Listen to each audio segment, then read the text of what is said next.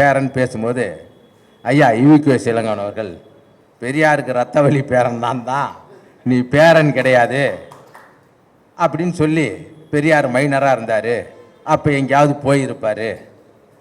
இதெல்லாம் நான் சொல்லிங்க, இளங்கோவன் சொன்னார். அப்போ சொன்னார், இல்லை இல்லை நான் கொள்கை பேரன்னார். இது எப்போ? 2004 டிசம்பர் 24 பெரியார் நினைவு நாள் வரைக்கும் பேசிவிட்டு, இப்பொழுது பெரியாரின் அந்த அந்த விசில் அமைப்பு நடத்துதே, அதில் போய் பெரியாரின் சொல்லு பேரன் அவர், கொல்லு பேரன் அவன், பெரியாரின் சொல்லு பேரன் நான் என்று கொள்கையை மாற்றிக்கொள்ளலாம், உறவை மாற்றிய ஒரே ஆள் சீமான் தான். நான் கொள்கையை மாறலாம்.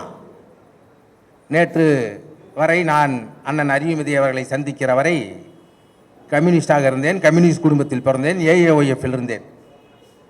அண்ணனை சந்தித்த பிறகு பெரியாரிஸ்டாக பிரபாகரனிஸ்டாக தொடர்ந்து செயல்பட்டு வந்தேன். இன்றைக்கும் அப்படியே தான் இருக்கிறேன். ஒரு காலம் நான் சீமானிஸ்டராக இருந்ததே இல்லை. ஆனால் அப்படி கொள்கையை மாற்றலாம், பாதை பயணித்த மாற்றலாம். என் தாய் தந்தையரை ஒரு காலம் மாற்ற முடியாது, அவர் எவ்வளவு அயோக்கியர்களாக இருந்தாலும்.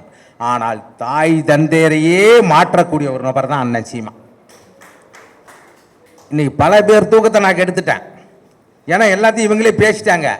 இருந்தாலும் அந்த மேடையில் போய் நிற்கணுங்கிற ஒரே காரணத்துக்காக தான் வந்தேன். ஏன்னா நீங்கள் நினைக்கிற மாதிரி எதையும் இப்போ பேசிட மாட்டேன், சீமான் நினைக்கிற மாதிரி எதையும் பேசிட மாட்டேன்.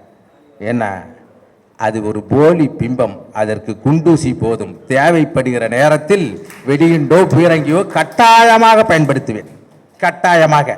ஏன்னா இப்போவே நான் பேசிட்டேன்னா ஓ இதுதானான்னு போய் தூங்கிடுவான்.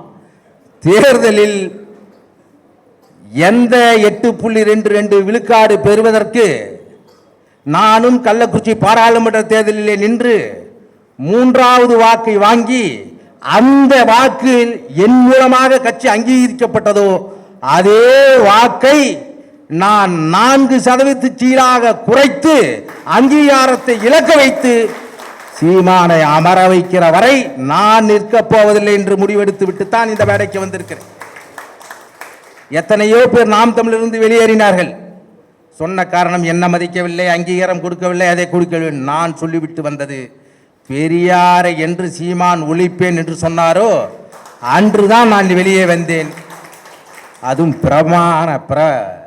பிராமண கடப்பாறையை தூக்கிய பிறகு நாம் விடுவதாக இல்லை. தமிழ் தேசிய கடப்பாறையை நாக்பூரிடம் விற்று விட்டார், அதை நாம் மீட்டெடுத்து விட்டோம். அதாவது சீமானுடைய வாழ்க்கை என்பதே பிரபாகரனை சந்திப்பதற்கு முன் சந்திப்பதற்கு பின். இப்பொழுது பிராமண கடப்பாறையை அவர் எடுப்பதற்கு முன் எடுத்ததற்கு பின் என்றாக பிரித்து விட்டோம். ஏதோ இவரெல்லாம் பேசுவானுவேன், சீமான் தான் வளர்ந்தாரு, நாம் தமிழர் கட்சியில் தான் ஜெகதீஷா வளர்ந்தாருன்னு. நாம் தமிழர் கட்சியை வளர்த்ததும் சீமானை செதுக்கியவர்கள் உருவாக்கியவர்கள் நானும் ஒருவன் என்ற திமிரோடு இங்கு நின்று கொண்டிருக்கிறேன். அந்த பாவத்தை போக்குவதற்குத்தான் இந்த மேடையிலும் நின்று கொண்டிருக்கிறேன். தலைவரை போய் சந்தித்து வந்தார் 2008 பிப்ரவரி 8. 4ஆம் தேதியே நாங்கள் பிப்ரவரி 4 இங்கிருந்து கிளம்பணும்.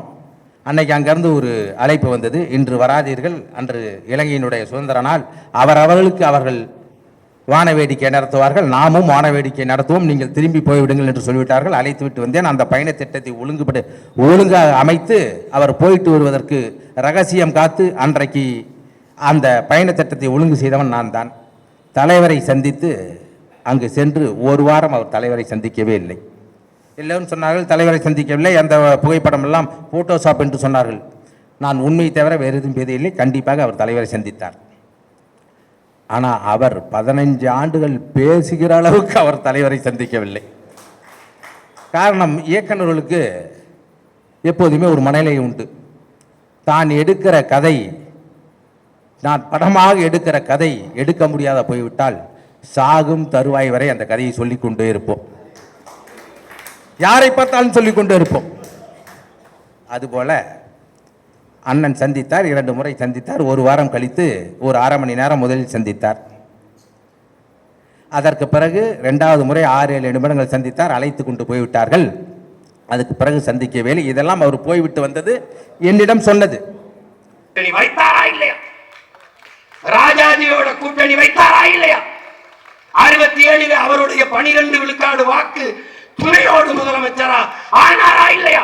அன்னைக்கெல்லாம் சங்கி சொல்லாம எங்கடா சிங்கட்டின நாயே நாயே, அன்னைக்கு எங்கடா போய் சிங்கட்டின நாயே, திராவிட பண்ணி யார்டா வந்து சங்கிங்கிற பிடிங்கிற நாயே, நீ தான்டா ஏடிங்க ஏடிங்க பிடிங்கிற. இது ஏன் நாடு, இது என் மொழி, என் இனம், என் இனத்திற்காக உயிரை கொடுத்த தலைவனின் பிள்ளைகள் நாங்கள். எனக்கு தெரியும் எப்படி காக்கணும் எப்படி மீட்கணும்னு. நீ ஆட்டம் காட்டி பயங்காட்டாத. நாங்கள் பிறவிட வீரங்க, கோழைகளாக்காத கோழைகளாக்காத. 5 விதம் அடிபணிவதும் என் பரம்பரைக்கு கிடையாது. எனக்கு தெரியாத 3 வார்த்தை இருக்கு, பயம். எனக்கு தெரிந்த ஒரே வார்த்தை இருக்கு, வீரம். நீ குறுக்க ஊருக்கு இந்த பூச்சாண்டி எல்லாம் காட்டாத, அதெல்லாம் விடு, நான் பாத்துக்குவேன். விட எனக்கு தெரியும், நீ வா.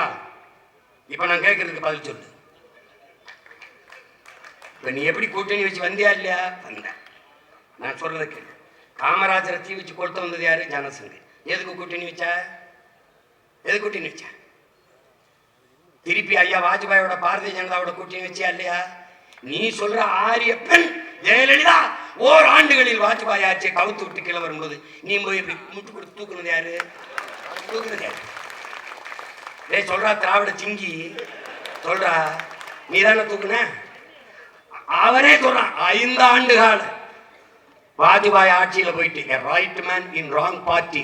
அது எந்த வாயி? அது எந்த வாய்டா? ஏடிஎம் எந்த வாய்? அது ஓ வாய் தானே, நார் வாய் தானே, அதானே அதானே. 5 ஆண்டு கால ஆட்சியை தாங்கி பிடிச்சு ஐயா ராஜ்நாத் சிங்கை கூட்டி வந்து அவங்க அப்பா பேர்ல ஒரு காசு. ஏன் அப்ப வரலையா சங்கி? அந்த காசை வாங்கிட்டு வந்து சங்கி கையால வெளியிடுறது பெருமையா இருக்கு. அப்ப வெளியிட்டு அவர் சொல்றாரு, 5 ஆண்டு கால பாரதிய ஜனதா ஆட்சியை நிலைக்க, ஆட்சியை நடத்த செய்து நாடெங்கிலும் பாரதிய ஜனதா பரவுவதற்கு உதவியாக இருந்தது ஐயா கருணாநிதி என்று பேசுனது நான் இல்ல, ராஜ்நாத் சிங். எங்க? ஒய்எம்சிஏ மைதானத்துல எங்க இருக்கு? வலைவெளியில் இருக்கு. பாரதிய ஜனதாவோட கூட்டணி வைக்கும் போது RSSம் திராவிடர் கழகம் போல ஒரு சமூக இயக்கம் தான். கழக தோழர்கள் மக்களுக்கு இதை தெளிவுபடுத்த வேண்டும். எழுதுனது யாரு? பெரிய சிங்கி. இருக்கா இல்லையா? அன்னைக்கு சமூக இயக்கம். நாங்க போய் பாரதிய பாடிட்டா, அது பாரதிய பேசிட்டா சங்கி ஆயிடும். என்னடே ஏய் பைத்தியக்கார போயிடலாம், அதெல்லாம் வேற ஒன்றாவது பேசுறா. பைத்தியக்கார போயிடும். காலையில அப்பா மோடியை சந்திக்கிறது, மாலையில தம்பி உதயநிதி சந்திக்கிறது. யாரு? ஏடி பிஜேபி ஏடி. 3 ஆண்டுகள் நிதி ஆயோக் கூட்டத்துக்கு நான் வரமாட்டேன். ஒரு ஈடி ரைடு, ஓடி வாரேன் மோடி வேண்டாம் ஈடி. அங்க போய் சந்திரபாபு நாயுடு தீந்தார் உட்கார்ந்துக்கிட்டு மனவாடும். அவர் கையை அப்படி பிடிச்சுக்கிறாப்ல, இங்க பேர் கையை பிடிச்சுக்கிறாப்ல. இவர் சொல்றாரு, விட்டுருங்க பாவம், அந்த நிதியை கொஞ்சம் விடுங்க. எந்த நிதியை? உதய நிதியை கொஞ்சம் விட்டுருங்க. நமக்கு ஏதோ நம்ம நினைக்க தமிழ்நாட்டுக்கு நிதி கேட்க போறாருன்னு நினைச்சுக்கிட்டு அவர் கேட்கப்படுது, நிதியை கொஞ்சம் ரிலீஸ் பண்ணுங்க. எந்த நிதியை? தம்பி உதய நிதியை. இது இவன் இங்க வந்து சங்கி வீட்டின் ஏங்க வாடா, என்னடா உங்க பிரச்சனை?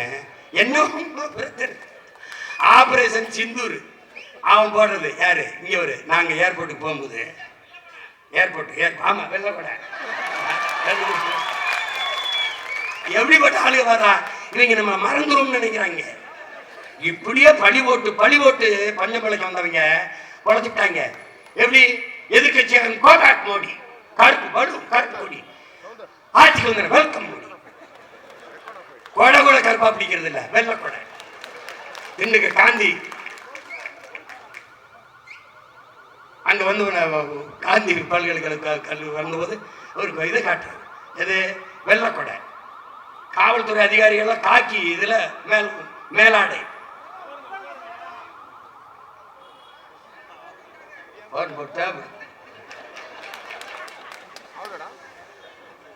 அவசர ஊர்தின்னு ஒண்ணு இருக்கு.